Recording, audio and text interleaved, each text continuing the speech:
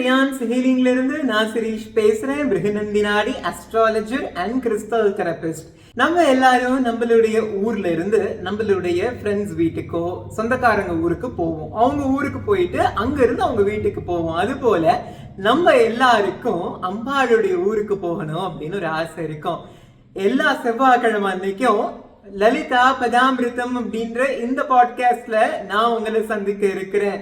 அதாவது மேரு பர்வதம் அப்படின்ற மேருமலையில கைலாயம், வைகுண்டம், பிரம்மலோகம் அப்படின்னு 3 பீக்ஸ் இருக்கும். அதற்கு நடுவுல ரத்னங்கள் மூலமா செய்யப்பட்ட அம்பாளுடைய நகரமானது இருக்கு. அது பேரு ஸ்ரீநகரம் அப்படின்னு சொல்லுவோம். அந்த ஸ்ரீநகரத்துல அம்பாளுடைய வீடு சிந்தாமணி கிரகம் அப்படின்ற நாமத்தோட காட்சியளிக்குது. அந்த இடத்துல இருந்து அம்பாள் வாழக்கூடிய சிந்தாமணி கிரகத்துல இருந்து 4 திக்குகள்லையும் பிரகாசமானது விரிந்து காணப்படுமா.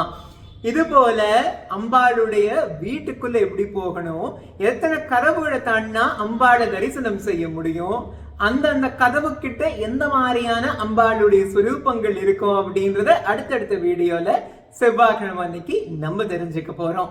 இது போல பல விஷயங்களை நீங்க தெரிஞ்சுக்கணும் அப்படின்னா ரியான்ஸ் ஹீலிங் அப்படின்ற நம்மளுடைய இன்ஸ்டாகிராம் ஹேண்டில ஃபாலோ பண்ணிட்டு 8248360572 அப்படின்ற வாட்ஸ்அப் எண்ணுக்கு நம்மளுடைய பொருட்கள் எதுவும் தேவைப்பட்டுச்சுன்னா கான்டாக்ட் பண்ணுங்க.